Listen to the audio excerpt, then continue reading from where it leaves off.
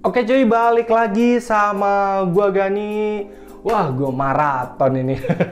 Habis unboxing RAM, unboxing casing, bikin konten yang rakit PC cuy episode 15 yang cuma nambah deepcool doang. Sekarang berarti ini episode ke-16 teman-teman ya. Jadi karena gue dikirimin casing dari Aerocool nih, ATX yang Aerocool Wave ini, terus dikirimin juga RAM dari V-Color. So, mari kita build PC-nya, mari kita rakit. Nah, untuk komponen-komponen yang dipakai di sini masih yang kemarin ya. Masih ya kemarin ya. B560 Pro 4, terus juga i3 10105F. Coolernya pakai deep cool yang ini, NVMe dari Cleve yang 256. VGA-nya Palit 1650, power supply masih pakai KCAS 750 watt. Nah, karena casing ini ATX dan motherboardnya micro ATX, gua nggak terlalu demen temen-temen ya. Casingnya gede, mobonya kecil. Kayak anak kecil dikasih baju sama emaknya yang gede banget. Alasannya adalah biar muat sampai nanti udah gede. Jujur gue sebenarnya kalau dibilang performa ngaruh ya nggak ada lah. Casing gede mau kecil ya udah, performanya itu tergantung dari komponen si motherboard, prosesor, RAM, VGA-nya gitu. Nah di sini karena pakai casing ATX, gue mau coba pakai riser lagi. Kebetulan kan gue ada nih riser ya yang dia tuh dari bawaan apa ya, gue lupa waktu itu beli. Di rakitan Aerocool juga waktu itu, rakitan Aerocool yang Cronus Thunder X3. Nah, gue pakai ini riser. Nah, casing yang Cronus kan support itu ya VGA vertikal. Nah, casing ini itu nggak support VGA vertikal teman-teman. Jadi harus pakai mounting. Nah, kebetulan di paketan si riser ini selain riser ada mountingnya teman-teman, dan mountingnya memang tidak cocok dengan casing ini. Gue masih harus coba dulu, tapi maksudnya gue coba tuh gini teman-teman, gue pengen mod lah istilahnya, gimana caranya si mounting ini bisa gue pasang di sini dan risernya itu bisa nyentuh ke si apa sih namanya PCI yang ada di motherboardnya, bisa nyentuh ke sini. Gimana caranya? Harus bisa ya. Gue belum tahu apakah bakal bener bisa atau enggak. Kalau bisa ya alhamdulillah, kalau nggak bisa ya berarti mau tidak mau casing ATS dengan mobo micro VGA-nya yang horizontal nih, yang begini akan kelihatan kopoh bawahnya. Oke teman-teman, karena ya biar nggak usah lebih lanjut ya, kita ke motherboard dulu ya, karena gue masih harus ngeganti RAM-nya. RAM yang ini masih harus gue ganti dengan si V-Color ini. Oke, mari kita berurusan dengan motherboard. Oke teman-teman, ini dia motherboard dan RAM V-Color-nya ada di tangan gua. Ini gua lepas dulu ya RAM yang sebelumnya. Oke, ini kan 2x4 2666. Nah, yang ini sedikit cerita dulu tentang si V-Color ini. Jadi ini adalah RAM, mereknya V-Color teman-teman, dan dinaungi oleh distributor DTG ya. Ada yang RGB, ada yang polosan, pokoknya banyak teman-teman ya. Di sini jujur gue pribadi belum pernah coba merek V-Color ini, dan gue dikirim ini. Jadi RAM ini adalah opsi buat teman-teman yang mau rakit PC dan mau menekan budget ya. Jadi harga VGA kan lagi pada naik, harga komponen lain juga pada naik. Mungkin teman-teman pengen VGA rada bagus lah, tapi budget RAM-nya dikurangi. Nah, ini adalah opsi pilihan RAM yang ditujukan buat teman-teman ya. Nah, ini adalah V-Color 8GB, satu keping ya. Jadi, kalau misalkan teman-teman sementara single dulu deh 1x8, boleh pakai RAM dari V-Color ini. Ya, ini 2666 MHz, cocok buat Intel ya. i3 Gen 10, i5 Gen 10, CL-nya 16 ya, jadi ketat. Oke. Dan untuk sementara mungkin setelah 3-4 bulan, jadi rakit dulu sambil nabung lagi, habis itu beli RAM lagi yang single channel lagi. Ini dijual per keping gini ya. Satu keping 1x8 harganya 575.000. Kalau mau linknya di deskripsi, itu udah gua cantumin pokoknya. Oke, kita pasang dulu nih ya satu keping di sini. Mungkin pada komen kali, Bang, kenapa nggak dicoba colok empat-empatnya aja? Nanti aja di konten selanjutnya ya. Oke, ini kita colokin yang ini dulu ya. Ini bentuk keramnya juga menurut gue bagus sih dengan harga segini. Oh ya, heatsinknya juga tebal dan ini rada berat teman-teman. Ada ulir-ulirnya tuh ya. Oke. Nah tuh cakep coy, asli. Jadi mungkin di next konten kita akan ngebahas kali ya, Bang, gua masang 2 RAM, kalau mereknya beda gimana, ukurannya beda, 1 8 GB 1 4 GB gimana, terus juga Bang ini ada 4 slot RAM, kalau dipenuhin gimana, kata orang-orang nggak stabil. Nanti itu kita next konten aja teman-teman ya. Sekarang kita mau fokusan yang ini dulu, terus dirakit ke casing yang wave. Nah sekarang kita berurusan dengan casing. Oke, sekarang kita ke area casing ya teman-teman ya. Nah ini wajib banget pokoknya, kalau ada casing tempered glass dengan 4 baut di samping, tidurin kalau buka.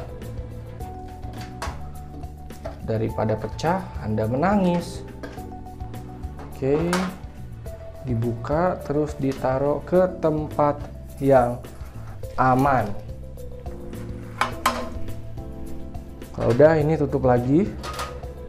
Kenapa Bang ditutup lagi? Takut banget hilang. Ya daripada hilang, nyarinya di mana ayo? Oke, terus ini sampingnya. Nah, samping lagi, terus ini tutup lagi. Hal pertama yang akan gue lakukan adalah melakukan kabel manajemen yang ini dulu nih, yang bagian front panel ini kita rapihin dulu. Pabalatak jelek kelihatannya. Oke, kita rapihkan dulu. Oke teman-teman, ini dia casingnya ya, bagian posisi kabel manajemen awal. Udah kebaca sih, jalur yang dipakai hanya satu, yaitu ini ya, karena ini ada pengait untuk kabel manajemennya, jadi ya kita akan lewat situ biar lebih rapi. Oke, ini usahakan jangan sampai kelihatan di sini nih ya. Ini jangan sampai ada yang nutupin gini, nanti kelihatan di depan. Jadi diakalin gimana caranya biar nggak kelihatan. Nah kayak gini kan nggak kelihatan loh. Nah kayak gini nggak kelihatan loh. Iya, oke. Nah biasanya habis ini kalau udah yang kedua, kita harus lihat posisi kabel Bluetooth 3 teman-teman ya, karena kadang suka kagak nyampe gitu loh. Nih, loh, kalau misalkan kita ini di sini nyampe nggak sampai atas, no, dia kan nggak kuat, nggak nyampe gitu. Tahu misalkan di atas ini udah nggak masuk, so jadi ini kagak masuk lagi. Jadi ini di kabel tisnya cuman yang kedua aja ya teman-teman. Oke, segala kagak masuk ah, gimana ceritanya? Tadi perasaan udah masuk. Mana nih? Penyokin dulu nih. Nah masuk. Jadi untuk yang Bluetooth 3.0-nya hanya lewat yang kedua ini. Yang ketiga dia nggak ikutan ya.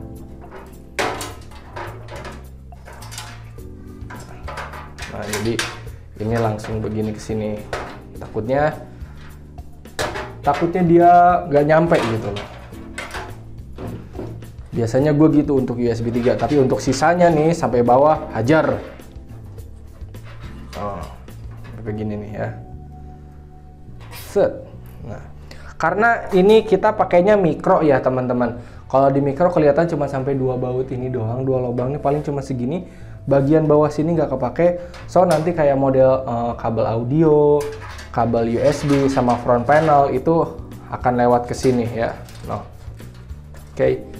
Jadi nggak harus lewat bawah, kecuali casing lu ATX sampai bawah ya lewat sini. Ini mereka sudah sediakan.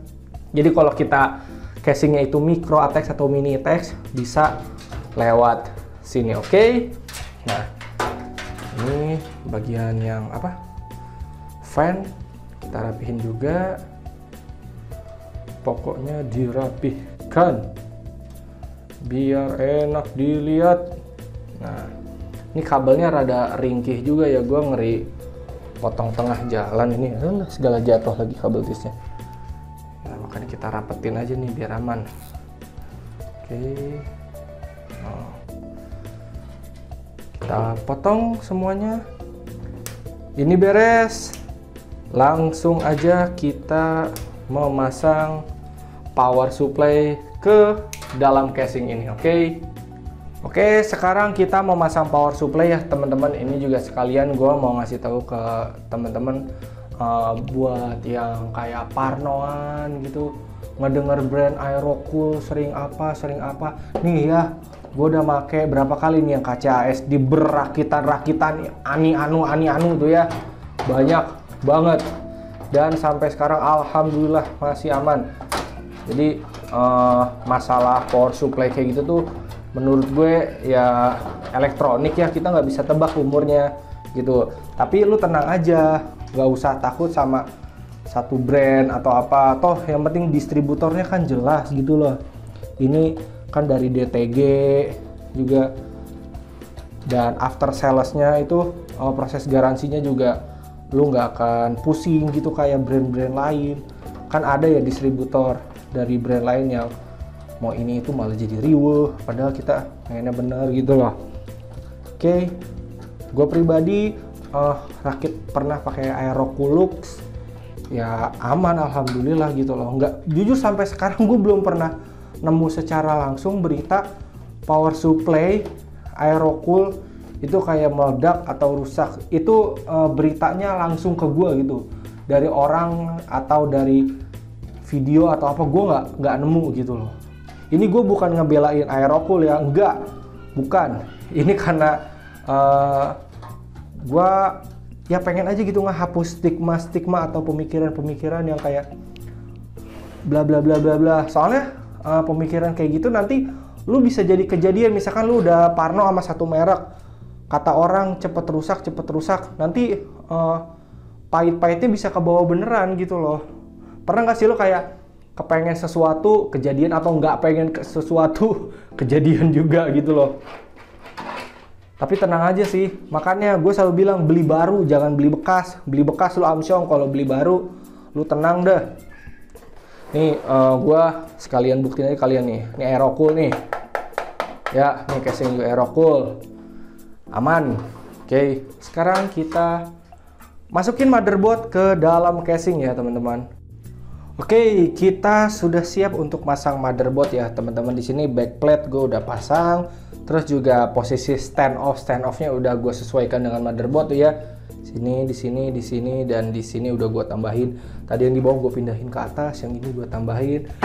Dan sekarang adalah saatnya untuk memasukkan si motherboard ke dalam casing. Oke, nah tuh. Ya, udah pas nih. Ini gue baut dulu ya. Terus untuk fan di sini gue nggak nambahin lagi, nggak nambahin di atas, nggak nambahin di bawah. Jadi cukup aja 3 di depan dan 1 di belakang sesuai bawaan casing. Oke, ini gue baut dulu.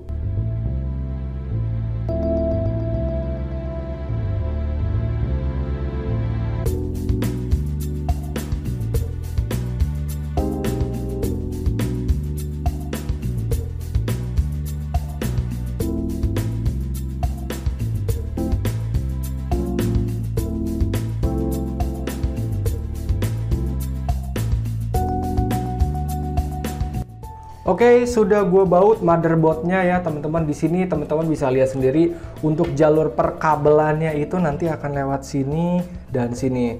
Jadi audio dan USB lewat sini, front panelnya lewat sini. Lewat sini juga bisa sih. Terus untuk USB 3 dan 24 pin lewat atas aja kayaknya. Kalau USB 3-nya nyampe ya lewat atas, kalau nggak nyampe ya dua-duanya akan lewat tengah gitu loh ya. Jadi begitu teman-teman posisinya. Ini gue pasang NVMe dulu ya. pemasangan motherboard ATX pemasangan motherboard micro ATX di casing ATX itu posisinya kopong teman-teman, kurang nyaman kalau buat gua ya, tapi selera sih ada banyak banget kok, bahkan toko pun masih banyak yang ngerekomendasiin casingnya ATX, mobonya micro, tapi buat gua pribadi lebih enak pas-pas aja. Nah, abis ini gue mau colok-colok dulu semua kabelnya. Kenapa harus dicolok-colok dulu? Biar gampang, oke? Jadi abis sebuah colok, baru kita pasang VGA, oke? Sekarang gue colok-colok dulu, dan kabel manajemen tentunya.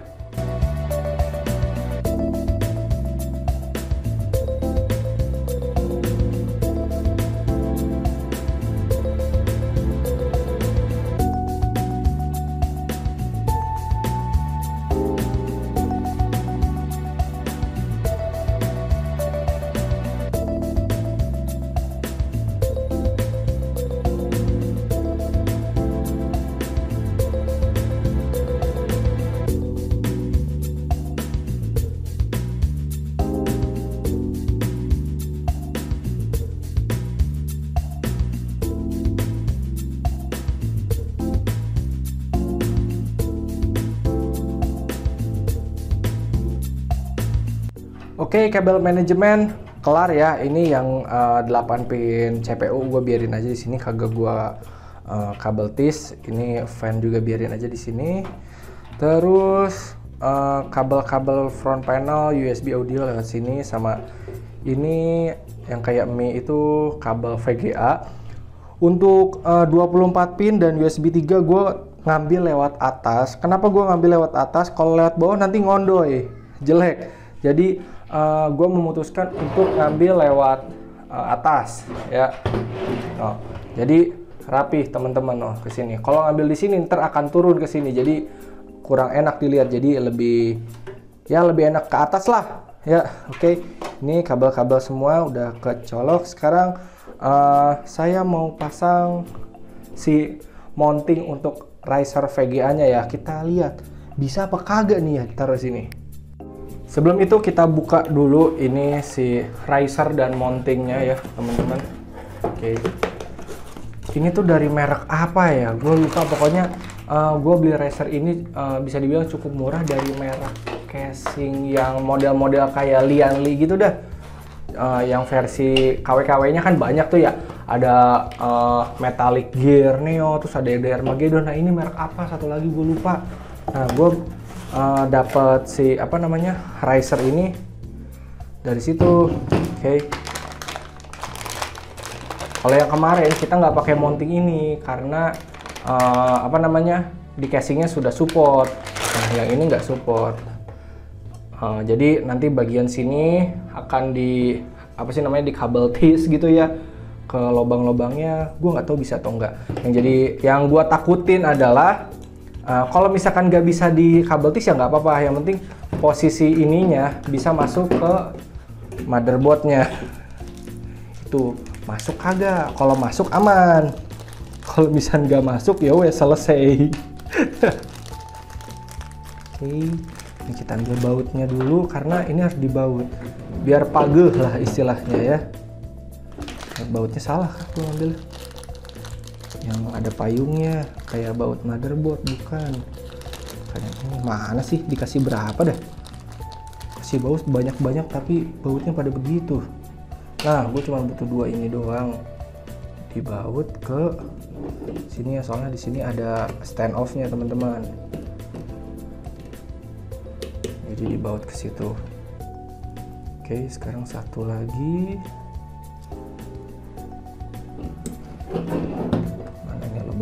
Oke. Nah jadi masangnya kayak masang motherboard gitu, cuman ini ke ininya aja. Nah sekarang kita jangan masang jangan dulu masang si riser ini ke casing karena nanti masang VGA-nya susah. Bentar. Oke, sorry. Tadi ada anak tetangga temen-temen ya. Jadi di depan rumah gue tuh ada daun pandan, dia mau masak kali atau apa. Jadi manggil, "Assalamualaikum Om." Gue dipanggilnya Om pula, padahal gue masih umur berapa. Oke, ini kita harus pasang dulu nih VGA-nya, kok nggak mau masuk ini. Nah, oke, udah masuk tapi posisi ininya kagak pas. Ya gue pasang dulu deh. Oke, masukinnya kayak kurang serk gitu teman-teman, jadi kagak ngepas, aneh. Nah, harusnya begini, ini masuk ke sini. Jadi ini tinggal saya baut. Mana obeng gede gue sampai jatuh. Oke. Nah, sekarang kita tinggal coba nih ke casing. Bisa nggak? Kalau kagak bisa ya udah, berarti horizontal lagi, oke? Oke teman-teman, ini dia saatnya penentuan ya. Oke, bisa enggak ya, bisa enggak ya. Oke, jadi nanti posisinya seperti ini, dan ini masuk ke atas. Nah, ini nyelip di sini nih. Tuh, harusnya sih bisa ya teman-teman. Dan ini kabel powernya ke sini. Nanti ini gua kabel tis di sini. Kalaupun nggak di kabel tis nggak apa-apa deh kayaknya ya. Ini gua buka dulu bagian sampingnya. Aduh, gue pakai obeng pula. Nah, maksudnya kan kalau VGA-nya vertikal tuh kita kan lebih enak gitu ngelihatnya. Kalau mobonya mikro ya teman-teman, kalau mobonya ATX sih ceritanya beda lagi, oke? Nah, gini ya. Ini kayaknya gue pasang-pasang dulu deh, soalnya kalau sambil begini takutnya jadi lama. Gue pasang-pasang dulu.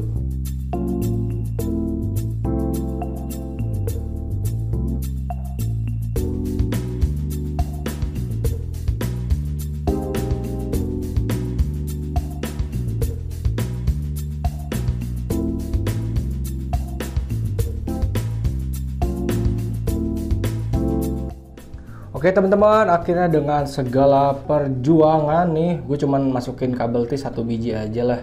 Yang penting ini bisa diem gitu VGA-nya, nggak lari-larian. Oke, nyolokin si apa namanya, 6 pinnya di sini. Untungnya kabelnya flat gitu loh. Terus nyolokin risernya ke situ emang rada susah juga. Nah kan kalau misalkan kayak gini lebih enak dilihatnya teman-teman. Jadi masih kelihatan penuh. Di sini kita bisa taruh satu action figure misalkan berdiri ya. Nanti gue taruh udah satu action figure di situ, oke? Nah biar penuh. Kalau misalkan pakai mobo mikro masih kelihatan kopong jelek. Jadi kalau kayak gini kita bisa tersamarkan gitu, oke? Mari kita testing nyalanya. Sekalian gue mau ambil mainan dulu. Oke teman-teman, ini kabel-kabel dan monitor udah nyala, udah gua colok semua ya. Dan di sini gua udah taruh satu buah action figure dari apa sih itu kalau nggak salah, DC Multiverse kalau nggak salah. DC Multiverse yang Gal Gadot, yang tingginya berapa senti gitu lah, berapa puluh senti. Oke, nggak penting juga gua bahas Gal Gadot. Oke, ini bahas PC-nya ya. Oke, Bismillah ya, menyalalah Anda. Jangan sia-siakan usaha saya. Oke teman-teman, Bismillahirrahmanirrahim. Alhamdulillah, di sini menyala nih. Kita tunggu ke sini. Yeay, akhirnya masuk. Nah, kan gini enak ya. Ya, Palit juga bekerjanya pada saat dibutuhkan aja. Oke. Seru banget nih rakit-rakit kayak gini nih. Coba teman-teman ya, misalkan teman-teman punya mobo mikro, terus casingnya ATX. Kalau misalkan kayak gini kelihatan nggak? Kagak kelihatan teman-teman. No, kagak bakal kelihatan kopong, tetap kelihatan penuh. Bahkan jadi lebih jos, gandos, mantap. Pokoknya, bahkan PC-nya jadi kelihatan kecil gara-gara si Gal Gadotnya kegedean. Oke. Ya teman-teman, abis ini akan ada preview PC-nya ya. Oke. Untuk testingnya kita testing GTA 5 aja, oke? Mantap. Silahkan dinikmati.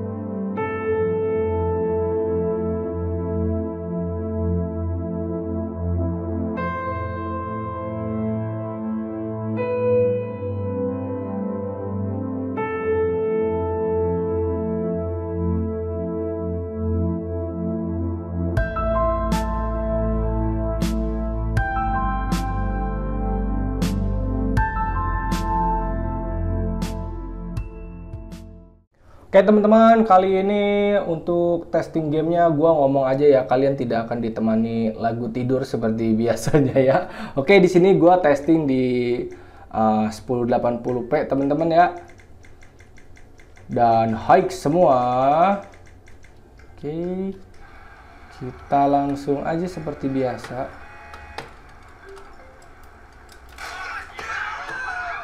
Ini teh gue harus ganti mouse teman-teman. Lihat deh, gue mau ngeker aja kayak tuh dia naik turun dulu. Nah, ini kecilin dulu nih.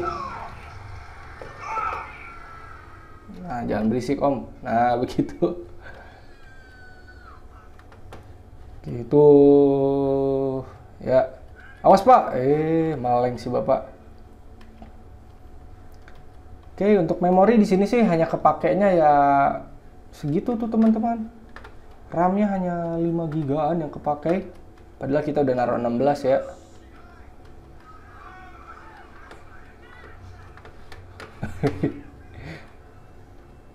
Cukup lah.